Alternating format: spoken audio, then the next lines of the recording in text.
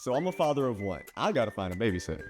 I found care.com and I was blown away. Through the platform, I was able to find local and experienced candidates along with their reviews and rates, which were way more affordable than I anticipated. Care.com really put me at ease knowing that they were all required to go through a background check. If you're like me and you need to find someone reliable for your childcare necessities, check out care.com. Find the ideal sitters for your childcare needs.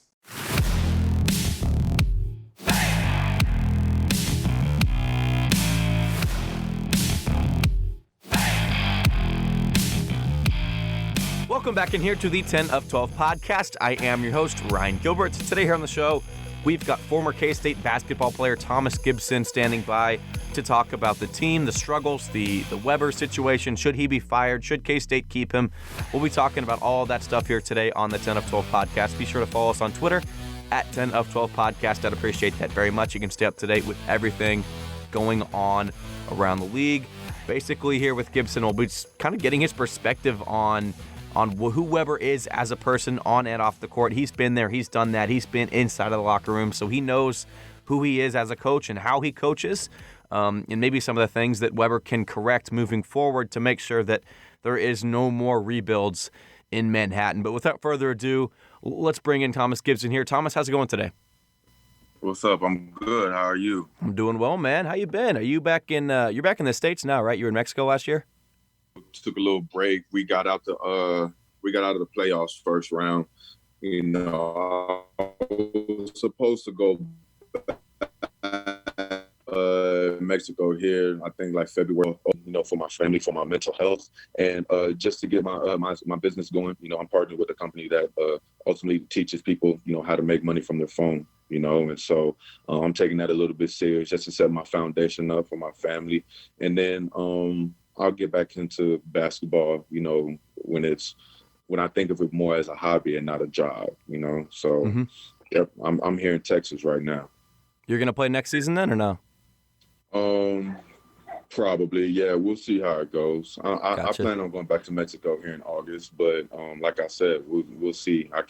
I'm not forcing anything at this point. I'm just taking it what the universe gives me right now. Good stuff, man. Let's start it off with talking about Coach Weber, man. There's a lot of people unhappy with him and calling for his firing. What would be your message to someone who's saying that? A lot of people got to chill. I understand the passion that goes behind, you know, K-State basketball. I'm not knocking that at all, you know, but just a call for my man's firing is just, I just feel like a lot of people aren't understanding, like, you know, everything that goes on within, especially during this time. Like, it's a lot of stuff that's going on as far as COVID, you know, injuries, you know, and ultimately they're young. Like, this is a young team, a young ass team that's getting together. Like, throughout the whole summer, they barely could, you know, work out like that. You know what I'm saying? Like, they had to do separate workouts. So the camaraderie wasn't even there.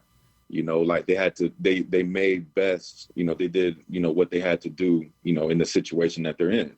You know what I'm saying? So they would have to do, you know, sectional workouts and everything, split the groups up, and they never could play 5-on-5. And that's a lot of things that people don't really understand, is that, you know, the camaraderie in the relationship happens, you know, before, you know, the season. You know what I'm saying? That happens in the summertime. You know, that happens when everybody's together and there's nobody on campus. And now, you know, y'all chilling in the dorms or in the apartments or everything, or, you know, y'all having fun. You know what I'm saying? Like, y'all in the gym together. Like, they couldn't do any of that. They couldn't do any of that. Like, everybody was quarantined in their own apartments. Like, no, like, this person couldn't go hang out with this person. You know what I'm saying? Like, everybody was separated. So in situations like that, that's tough. You know, that's tough to build that relationship, especially for young players. You know what I'm saying? Like, they needed to be around each other more. You know what I'm saying? Like, they needed that. But I mean, like I said, bro, COVID, like COVID is messing a lot of things up. And I think a lot of people are just taking their frustrations out on Weber and this team and not really understanding or noticing the bigger picture of it all. There's always a bigger picture to everything, there's a bigger picture to everything. And I, like I said, I just think people aren't seeing. Some people are.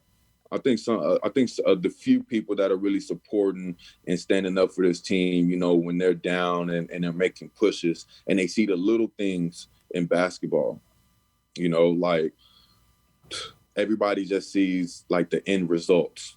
I think KC said that like in the interview. Like I'm not really keeping up with it too much, but again, like a lot of people just see the end results and like, oh, they suck. Like, oh, this is trash. Yada yada. Fire Bruce. No, man. No. Like I think that's really whack.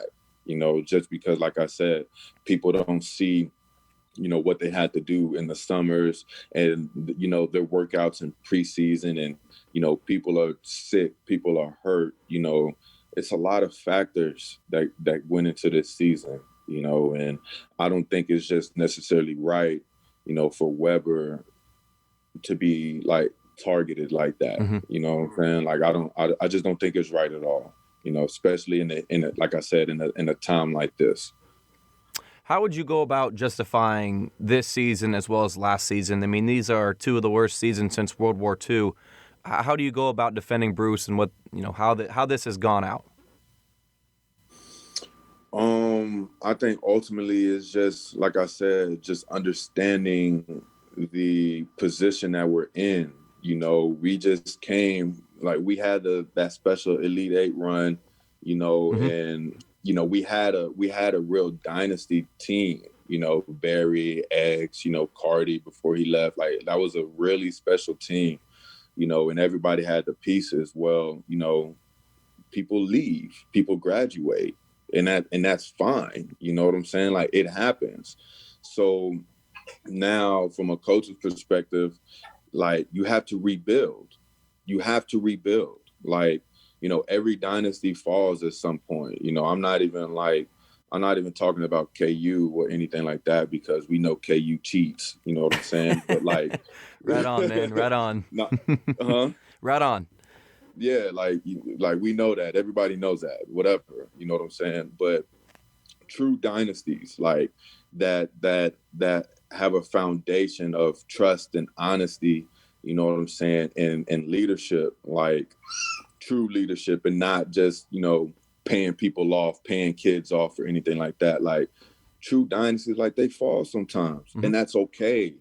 That's cool. So now as a coach, Coach Southwell, Coach Henderson, everybody, Lowry, Weber, like they're in the rebuilding process, and that rebuilding, it takes time.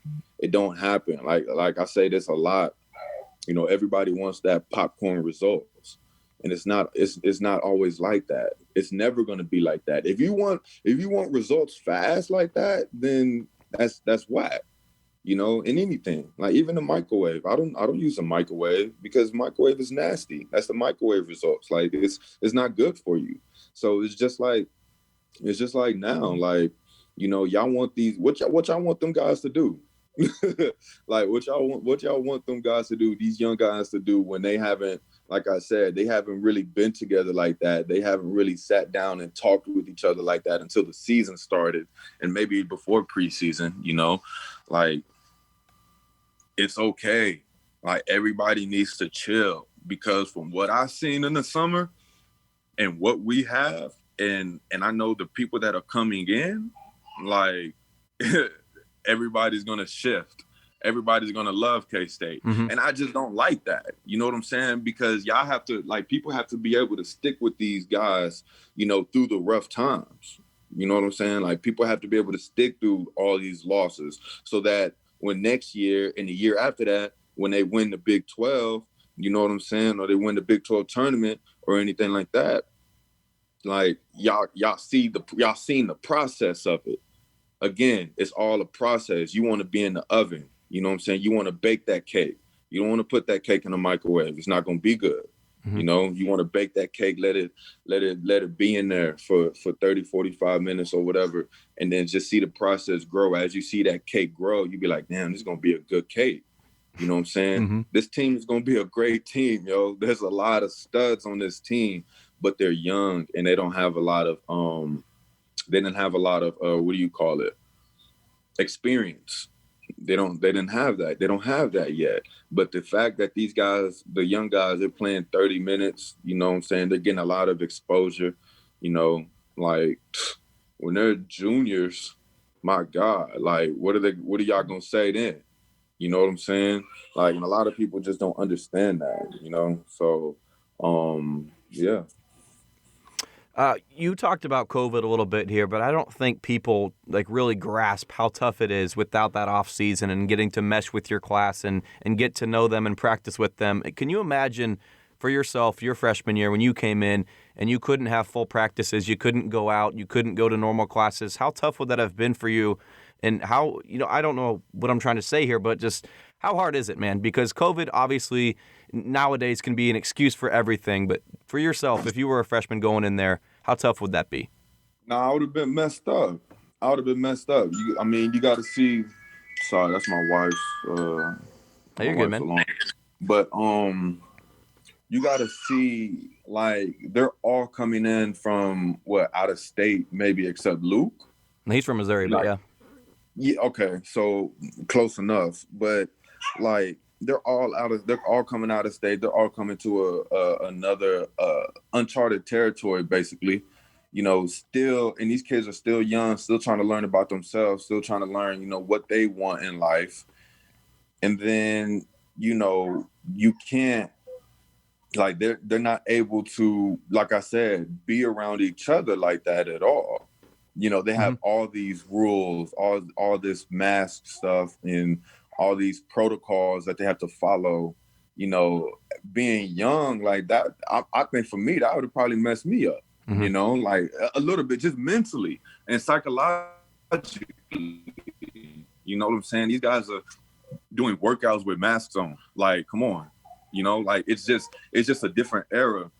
And I think, like I said, people just have to understand the bigger picture of it all because they're isolated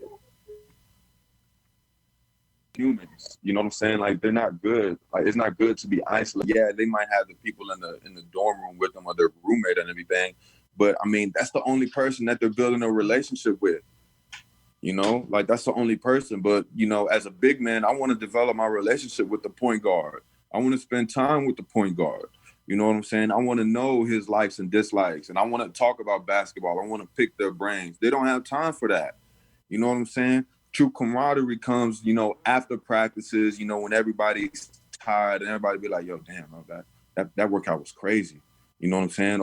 Or after practice when they're in the locker room and everybody's laughing and giggling and everything. I'm sure it's quiet.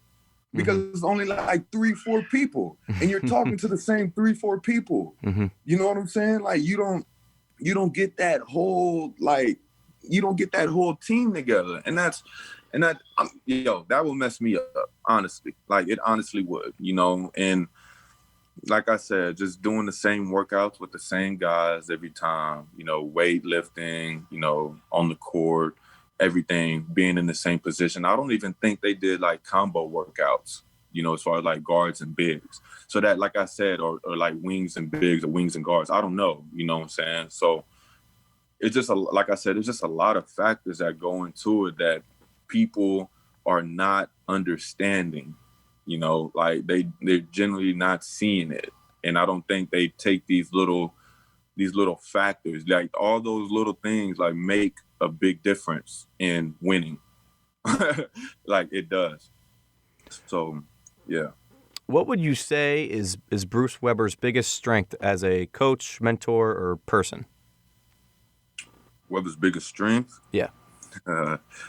I think his patience.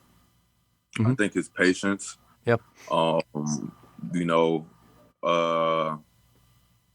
and him being able to, you know, break things down and honestly, just being a decent human being. You know, so many coaches, you know, they'll get on you for sure. Constructive criticism is necessary, you know what I'm saying? But they don't really get on you like why they're getting on you. There's so many times where, Weber had got on me, but then, after practice, he'll explain why he needs me to be the man that he needed, for the team, the leader. From what I've seen is a lot of coaches don't do that and take the time and patience to do that with each and every child. There'll be times when I was in school with him, everybody had a meeting with him, once every 1-2 weeks or something like that, and being in those meetings, you could see that he actually cared. It wasn't a meeting just to have the meeting. You know what I'm saying? It wasn't for that. He genuinely wanted to know what was going on in your life. How are you doing here? What's going on there? You know what I'm saying? And the funny thing is, I'm 28 years old and I've graduated 2015. I still go up there and he calls me in that office. Well, not now because obviously COVID and everything, but I would still go up there. I sit down in his office. He would talk to me, see what I'm doing, how's overseas, what's going on, how's my wife, you know what I'm saying? He would still do that. I would, I would still feel like that college kid again, you know what I'm saying? Just because I know he truly cares about me, you know what I'm saying? And even everybody else, Lowry, you know what I'm saying? Jermaine, Coach Henderson, and you already know my brother Shane. So that's still just family. So the fact that, he has Weber, he has that time and patience to do that. It means a lot, and anytime he's going off in practices, he'll say, man, listen, I'm genuinely just trying to help you. I'm just trying to help you. And I don't think okay, obviously you should care about, winning and losing. You should want to win more than you lose. But like I said, there's, you lose. It's okay. He doesn't necessarily care, or he'll never go back to the drawing board and be mad at people for losing. He'll take ownership, for the loss. I remember when I had a concussion, and we lost, you know what I'm saying? To Northern Colorado, he blamed himself. He blamed himself, and that was a bad game. We should have not lost that game, but again, like I said, it just goes back to Weber just overall just being a decent human being. And that's why I don't like how people be talking about him on Twitter, because nobody knows. Nobody generally knows him. Nobody even took the time, to really, know that man. And obviously nobody really has the time except, if you're in athletics or anything like that. But that's why I back him up so much on Twitter and that staff, because it's just bro, y'all don't know. You know what I'm saying? Y'all don't know what he does for the kids. Y'all don't know, like I said, everything he does. Y'all don't know. So, I mean, I have a shield for my man's Weber. I love that man. You know what I'm saying? He changed my life. He changed my life for sure. I remember he used to call me Igor. Igor. What's that little grouchy thing on Winnie the Pooh? He used to call me that. Uh-huh. He used to call me that, and because I would generally be mad for no reason. But he was like, well, what the hell are you mad at? What are you mad at? And he called me out after practice, yo, what are you mad at right now? How can you be mad? You're blessed. You playing basketball. You're doing something you love. You got friends and support all around you. What are you mad at? And from there on out, I'll never forget it. I changed my whole attitude. From then on out, I was always a happy, energetic guy. So yeah, that's why I back him up so much. Mm-hmm. So you played for Frank for 1 year and then Bruce for your final 3 seasons in Manhattan. What was it that Weber kind of pitched to you and not only yourself, but guys like Shane and Angel and Martavius to stay? What made you want to stay and play for him? Because you guys could have taken the easy way out and you could have went back home to Texas or something, be home with your family, or go wherever Frank went. What made you guys want to stay there at Kansas State? It's actually funny, when I found out, I'm just being totally transparent.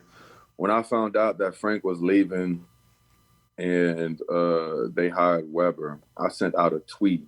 I'm like, man, I'd rather have Brad Underwood. Like like being young dummy, being on Twitter, Yeah. like not knowing anything. You know what I'm saying? But like I still like regret that to this day. I stayed. I think honestly, I didn't stay because of Weber. Like I stayed because I was tired of running.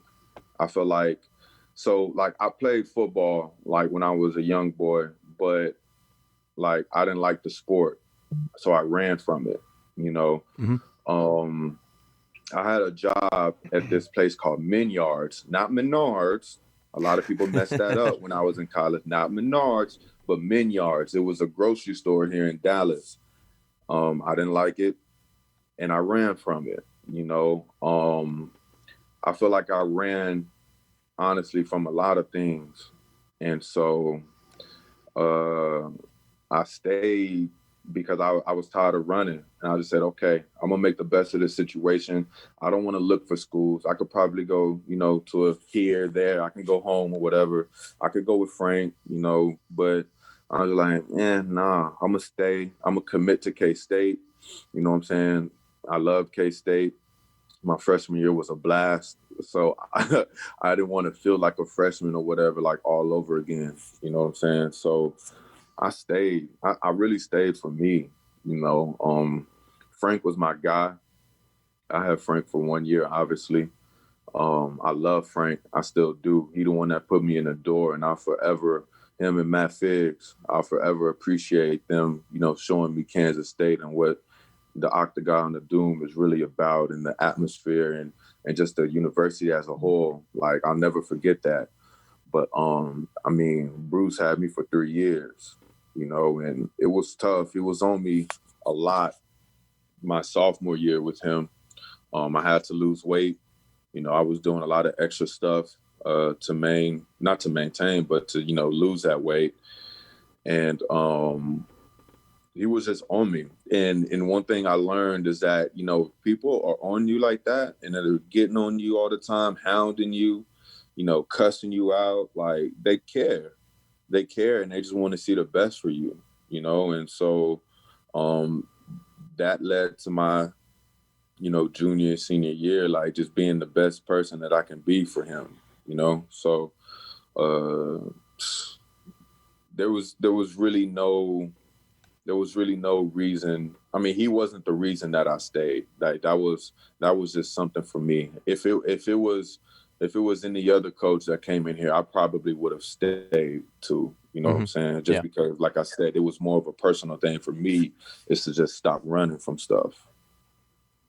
You guys made the NCAA tournament each of your 3 seasons, and then that last season, things kind of went downhill a little bit, and that's what Weber critics will be quick to bring up, is how he kind of lost control of the locker room a little bit there, and then same thing kind of happened last season. So how tough was it to go out that way?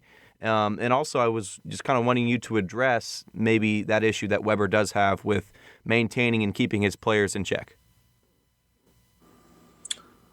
So, like, in that sense, during those times, obviously it was tough, you know.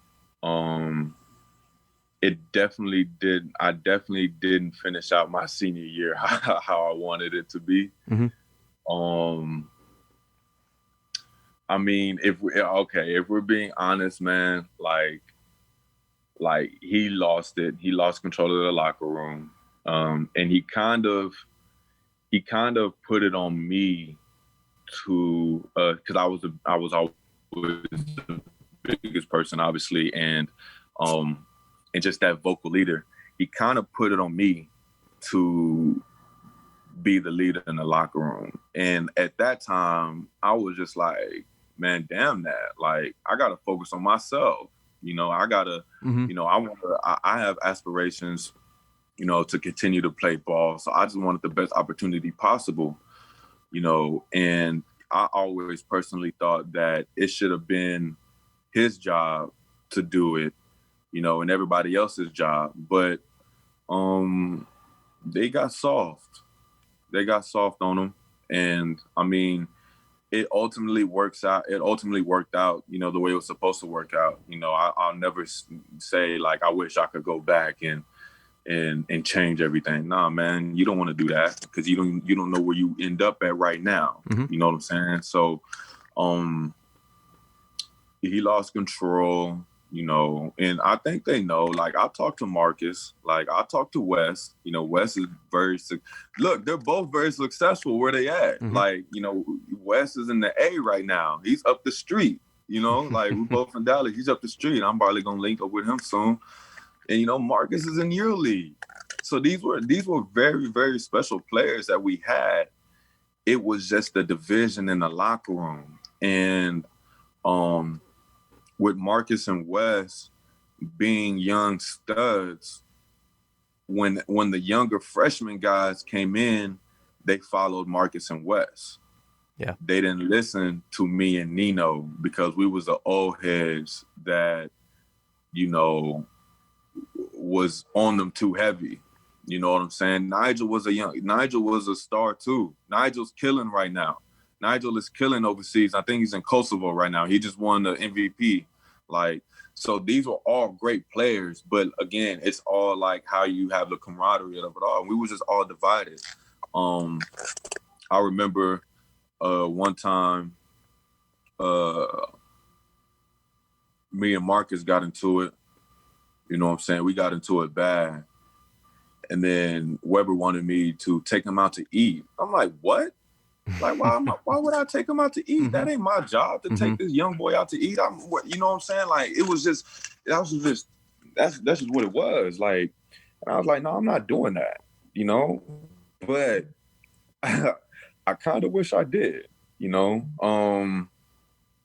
because at the end of the day, I needed him, he needed me. And I got into it with Wes too. Me and Wes got into it with each other. It was minute. It was after film, but me and him got into it. I got into it with a lot of them guys, Nigel as well, and I think personally I handled it the wrong way. At the end of the regardless of what Weber told me, I didn't see the bigger picture of it all. If I would have really genuinely put my arm around, Wes and Marcus, we probably would have had a big run, or we probably would have did a lot better than what we did. But I didn't do that. It's not necessarily Weber's fault. You know what I'm saying? I think, and he thinks, and he knows that, he kind of softened up after my sophomore year. A lot of them did, but it is what it is. Like I said, I'm not the one to go back and change anything, So, I think that's pretty much it. Like, that was more so me and Nino, having and doing our own path, and then the young guys, doing their own thing too. But it was a lot more younger guys than older guys. So, it is what it is. Moving forward, let's go next season. What's a good goal for K-State to have for fans to be happy? Is it the NCAA tournament, or do you think that these guys still need some more time to grow? I think they still need more time. I'm not gonna have any expectations for these guys just because they're still young. Even I remember when I was a sophomore, they're still young. Obviously they definitely need to do better than what they've done last year. What they're doing this year.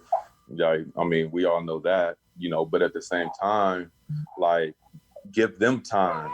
You know what I'm saying? Be patient with these guys, I'm not gonna give them any expectation. They're going to do better. You know what I'm saying? They're going to do better. So, I think especially when COVID lets up and, they're able to, they've had that camaraderie now throughout the season. They had the ups and downs. They're having a lot of team meetings, they're going to be fine. Even them getting being even in the record, splitting the records. I don't know. You know what I'm saying? I'm honestly not going to give them any expectations or fans, expectations of what needs to be done, just because like it's not up to us, because you having expectations like that, and they don't exceed the expectations. It's just like, well, they failed. No, they didn't. They didn't fail. They just didn't meet your standards. And that's an ego thing for you. Like that's not us. Yeah, that's all though, bro. Got Sorry, you. No, you're good. Man. Let's switch gears and talk about let's talk about Nigel Pack first. He seems to be the superstar of the class. What do you see in him, and what are his biggest strengths on the court?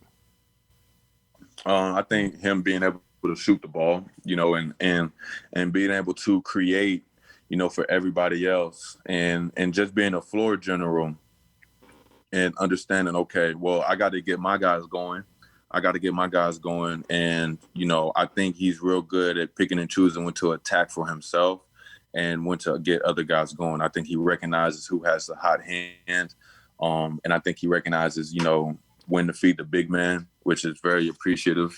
I think he's going to be real good. Like, I mean, he already is real good, but, him being the point guard, he's going to lead this team to a lot of wins in the near future. We talked before the season about Davion Bradford. You said he was going to be the best freshman, and he's got some big league, NBA potential. What have you seen out of him? He's been good so far for being a freshman. It's a lot of little things that need to be tweaked, obviously. But again, he's young. So once he, when he keeps legs under him and he knows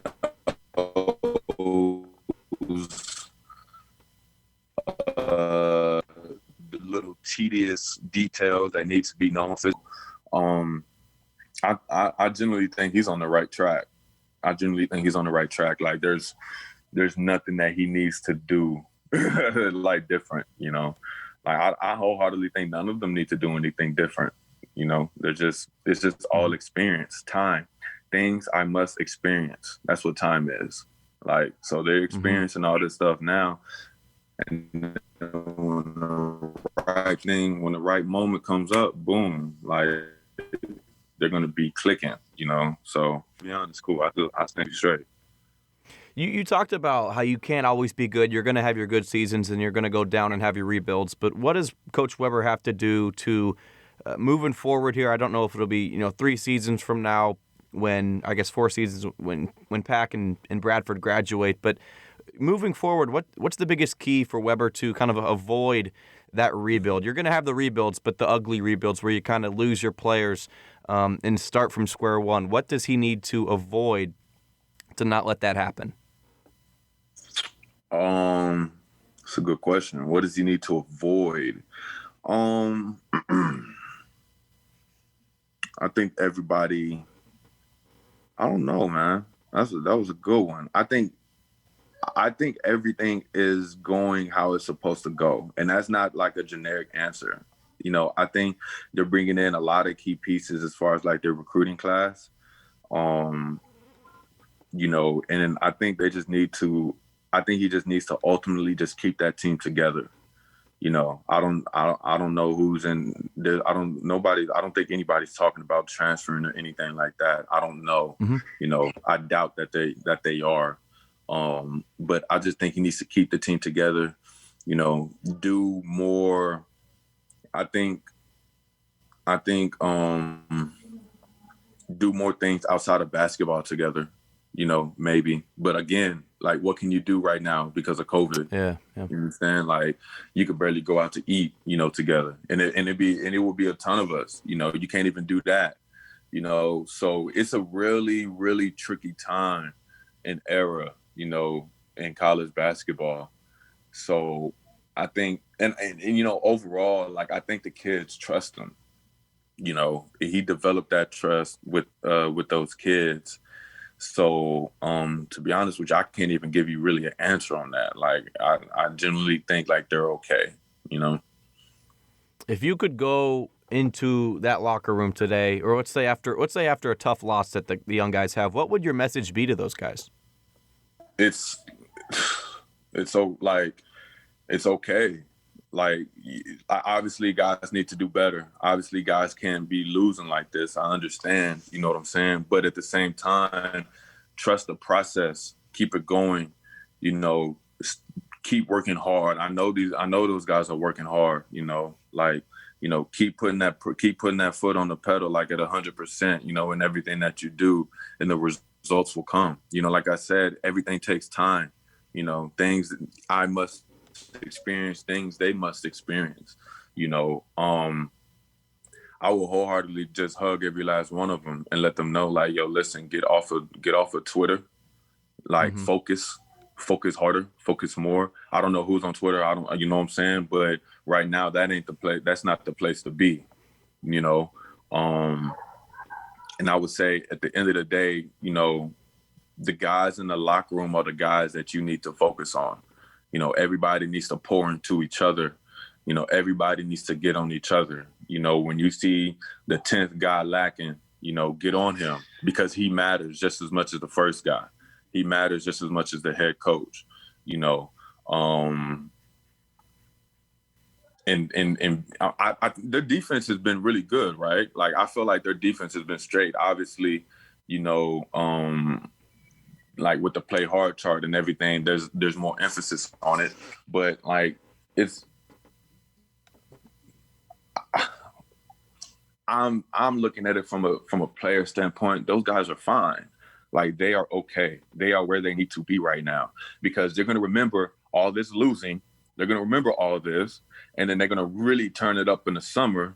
You know what I'm saying? And this is all going to be in their minds the whole summer, you know, and leading up ultimately, like, to next year. And they're going to be great. They're going to be great. They're going to be good. Like, they're okay. I honestly, I'm not the guy to go into the locker room and say, hey, y'all need to step it the F up, and y'all are disappointing us, and we look bad. K-State looks horrible. No, that ain't, those kids are already going through enough losing. You know, like, it's okay. Like, they know, like, no matter what, you know, Twitter and everybody says, like, they know what's up. You know what I'm saying? It's just all timing. It's just all timing. I talk to some of them guys, and I tell them I'm proud of them. Like, you know, I still show them love. You know, I still back up those guys, you know what I'm saying, till I roll in the grave. Like, they're good. They're good. They are good. It's just a lot of outside influence, like, not influences, but like I said, like, COVID is messing a lot of stuff up, and people don't really realize it. You know what I'm saying? Like, these kids are good. They're good. Everybody needs to chill. You can't, like I said, I'll never be that person to go in the locker room and just cuss them out and leave and act like I did something. No, that don't work all the time. You know what I'm saying? That don't work for everybody. You know, like, I would probably talk to them like individually and see what's going on, where their mindset is at, how they feel, if they feel depressed, you know what I'm saying? If they going through mental health problems, you don't know. Like, and that's the thing. A lot of people don't know. So when they be talking shit on Twitter, they don't know what they doing. They don't know what they doing to these kids. I remember when I was a freshman, you know what I'm saying, and I would go on Twitter. It was every time I would log on to Twitter after a game, if I had a bad game, it was literally a self-destruct button waiting to happen. Yeah. Because everybody's waiting to put their opinions and cast their insecurities on a team, on a young team, you know what I'm saying? And not really understand what's going on. Everybody's quick to do that. You know what I'm saying? I see this shit. I've been a part of it. I've seen it. And that's why I was getting on some people on Twitter the other day, because all you're doing is just casting insecurities on to that team for no reason. When you should honestly take a mirror, look at yourself, and process what's wrong with you. You know what I'm saying? Why you put so much emphasis on a team that's losing, and now everything, you should just go back to the drawing board and just do everything over. Bring a whole new coach in, bring all new players in. So what happens if that happens and they lose again? You're not gonna be satisfied. When are you ever satisfied with anything? You know what I'm saying? That's why people got to look in the mirror. I got on that kid the other day, bro, because like some kid on Twitter, you know what I'm saying, about that, because like, yo, bro, you not you're not helping the team going on K-State men's basketball Twitter page and saying you boys need to do this, you boys need to do that. First off, who's a boy? These are grown-ass men. These are men. Mm-hmm. You know what I'm saying? These are men in the making, regardless if they're in college or not. These are men. You know what I'm saying? So, like, these men are okay. They're fine. You know what I'm saying? There's a lot of stuff going on.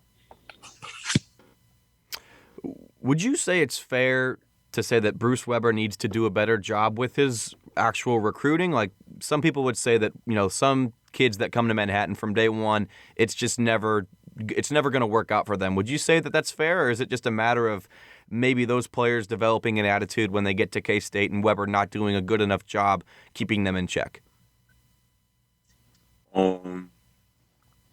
Okay, so as far as like the recruiting, it's always ultimately up to the child, up to the guy that comes in. But when they get there, I think, they have to understand that, everything is up to you now. You know what I'm saying? Like, everything is ultimately up to you. You're on your own. You have to have a certain level of mentality, and mental strength to get through that. But not everybody has that, so maybe, he could probably be better at finding mentally tougher kids. You know what I'm saying? I don't know. Like, I'm not the one to go at their recruiting class or anything like that because, again, I've paid attention, but I haven't really, like, thoroughly paid attention like a lot of other people, but when they get there, they just have to be, the guys have to be mentally stronger. You know what I'm saying? And I think ultimately, like, if it's my personal opinion, a lot of these kids are mentally weak now, weaker than what they used to be, back in my era. And I'm not knocking any kids now because there are select few that are like, some of these high school games, like, so it's, I think that's a big thing. I think that's just the main thing, like maybe just find some mentally tougher kids. But again, that's not up to them. That's up to the parents that are raising these kids. That's up to the AAU program that's brainwashing these kids. You know what I'm saying? And that's why I want to take a different approach when I have my own AAU team, because like, you got to understand AAU is $1 million, like not just $1 million, but it's $1 million business. You know what I'm saying? Like, it's a business at the end of the day. And people turn that into a business because they see kids as money now. Mm-hmm. Well, now when they say, when they whisper in that kid's ear, oh man, like K-State might be it, or Oklahoma State or Kansas might be it. Let's get that bag in Kansas. Like, no. That's not how it should be done. Mm-hmm. You should be prepping these kids with saying, all right, now you about to be on your own. Don't call it. Like, you can call me crying and everything about, you not playing and whatnot. But what are you going to do after that? You know what I'm saying? Coach got on you. You think you had a bad practice. Okay. How can you recover from that? Don't let 1 turn to 2, 2 turn to 4, 4 turn to 8. Yeah. You gotta have that mental strength to say, okay, you got to look back and say, all right, Weber got on me about not being positive. Well, why wasn't I positive? What led up to me not being positive that day in practice? Why am I tired? What is the reason that I'm tired? Am I hanging around with girls too much? Am I eating too much taco lucha? Like, am I eating too much umis? Like, like really though, like you gotta reevaluate yourself. And you can't let the outside, influences, not outside influences, but environment, you can't let that dictate you. You know what I'm saying? And that's one thing I ultimately learned, being on my spiritual journey, is just like, you can't let the outside environment like dictate how you are on the inside. So everything is a choice. Everything is a choice. And I think it's ultimately up to that kid to make that choice in his mind. Like, okay, I didn't play well this game. So I sat and I only played for 9 minutes. Why did I not play? Why did I only play for 9 minutes? Well, you didn't dive. Like Weber called me out. Well, you didn't dive for that loose ball. Like, you didn't dive for that loose ball that was going out of bounds, so the other team got it and they scored a layup off of it. Like, or you made an ill-advised pass, got a turnover, and you didn't run back. Like it's just a little details that you have to, go through in your mind to like I said, reevaluate yourself and what you're doing, And I think that's one thing that I did that made me the player that I am today. Sometimes, like, especially my sophomore year, like I wanted to play more, but maybe I wasn't ready at the time, and I would talk to Angel and Adrian and Sean because we were all roommates, and we would talk about our problems. We would sit there, and Adrian Diaz hated it, bro. He hated it. But after practices or after games, like Angel would say, "All right, family time," and we would go into the living room and we would just talk. You know what I'm saying? Like, we would voice out, our opinions, our problems, anything like that. And I remember Adrian did not want to do that. Adrian did not want to do that because at the time, Adrian was kind of going through it the most. You know what I'm saying? Because he wasn't playing. I was playing more than he was. Mm-hmm. You know what I'm saying? It was a tricky moment. It was a tricky time for him. So, but yeah, I think that's the difference for it all. Like, you got to reevaluate yourself and then have that mental toughness to, for that next practice or the next game, after you go through your mind and everything, okay, I need to do this, this, and that. Apply it now. You know what I'm saying? So I think that's the biggest thing. Awesome. Gip, you've been a lot of fun, man. I appreciate you taking time with me. We'll end it with this. If there was one thing that you missed the most about Kansas State, just being in the locker room, the grind, all of that stuff, what do you miss most about being a Wildcat? The friendships, the camaraderie, where everybody's all doing, different things right now, and you just grow up. Like, yeah. Honestly, you just grow up. Nino got family, Shane's a coach, Tay's doing his thing, I'm doing my thing, J.O.'s doing his thing. Everybody's doing their own things. And, just to go back and maybe, like, always be in that huddle again, strolling down Aggieville, with our heads up high, after a great win. Yeah. You know what I'm saying? Going into, a bar and just chilling, like macking, hanging. Like those are the little things I miss. You know what I'm saying? Like, basketball is basketball.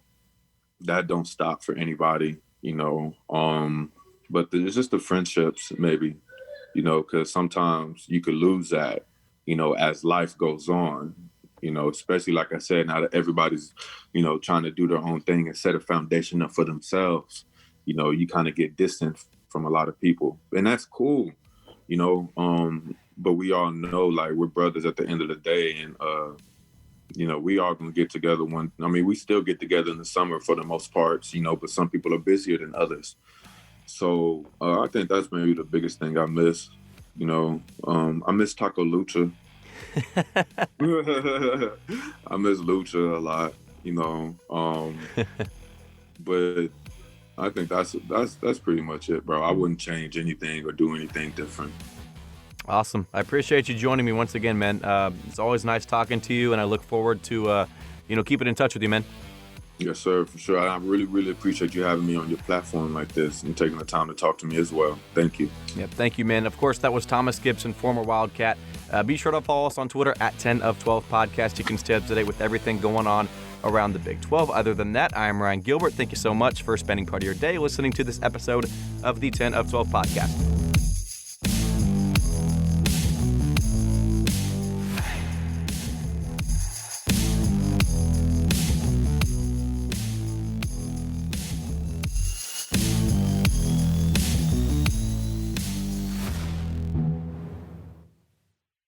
With Blue Link Plus, you can access your Hyundai Tucson Limited remotely. Doors unlocked, temperature set, lost car found. There it is. Get complimentary class-leading Blue Link Plus. Call 562-314-4603 for complete details.